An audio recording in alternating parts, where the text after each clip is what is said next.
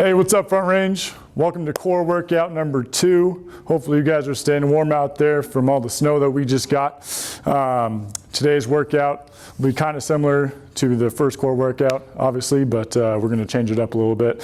But as always, we're going to start off with our core activation, making sure that we get those core muscles activated and ready to go for the workout. So again, heels close to our butt, driving that rib cage and belly button down to the ground, making sure that there's no space. Going through our 5 diaphragmatic breaths in through the nose for 2 to 3 seconds, then out for 5, nice and slow.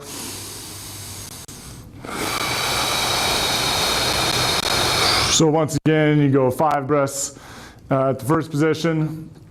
Lock your feet out a little bit. You're going to go 5 breaths here. Again, make sure that that rib cage and belly button is driven into the ground, so there's no space and there's no slack in your torso and your spine. Make sure that your stability stays there.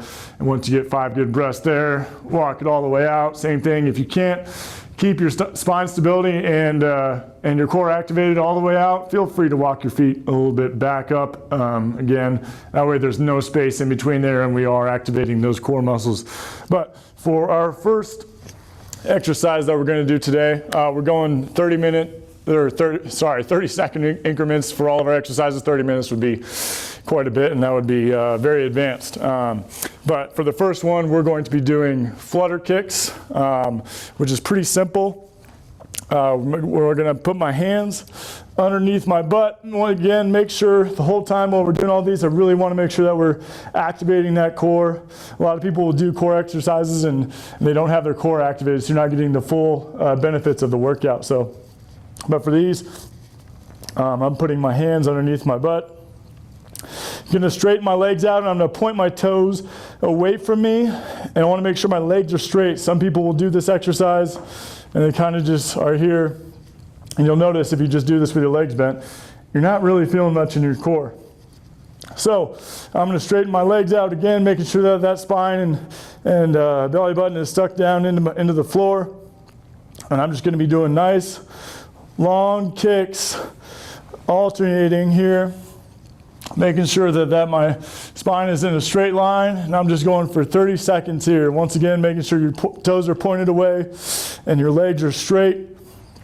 After that, we're going to be doing scissor kicks, which is very similar, except for we're just moving horizontally instead of vertically. So once again, I don't want bent legs. My legs are straight, my toes are pointed, and I'm just going across here, making sure that there's still no space between my lower back and the ground, so my core is activated the whole time. Again, make sure that you're focusing on your breathing the entire time that you're doing this. Those are the first 2. This third exercise is going to be suitcases, which I like to call them.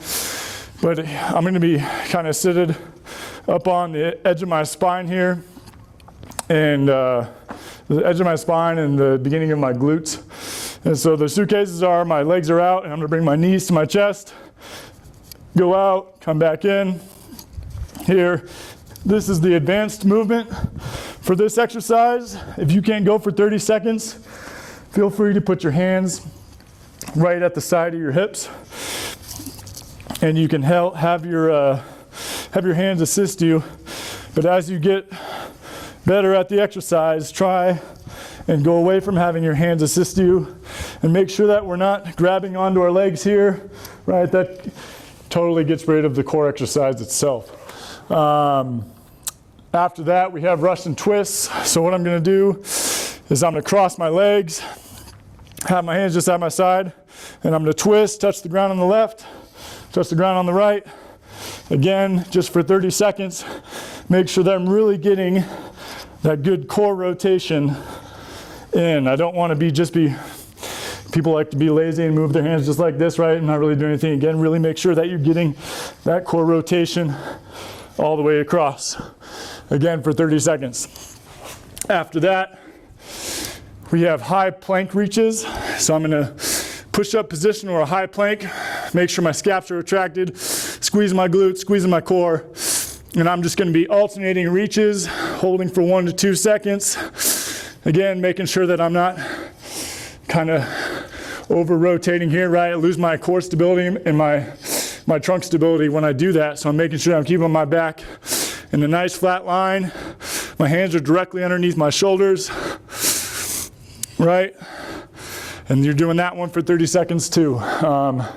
After those, go back down to our butt, on our back.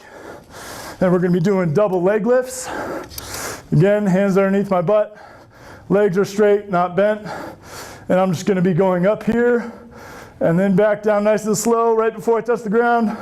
Bring them back up. Once again, doing these for 30 seconds, focusing on our breathing and keeping that core nice and tight. And then for the last one, this is a little bit more of an advanced exercise. We're gonna do these for as long as you possibly can. Okay, we call these the seated finishers. And I'm gonna start with my hands at my knees, but the further you move your hands past your knees, the more advanced that the workout gets. So, I'm gonna start here, and I'm just gonna kick for as long as I can, and you'll notice that your core is immediately firing once you start doing these. All right, so that's it for today. So remember, we're going through flutter kicks, scissor kicks, suitcases, Russian twists, high plank reaches, double leg lifts, seated finishers for as long as possible. We're doing that for 5 rounds today. Make sure that you're keeping that integrity of going for the full 30 seconds. If you need a little bit of rest in between sets, take 1 to 2 minutes in between sets and then get right back into it, right? Make sure you get all 5 rounds and keep staying consistent with these workouts so you can see some results, even though we can't go outside or go to the gym. Hope you guys are staying healthy out there.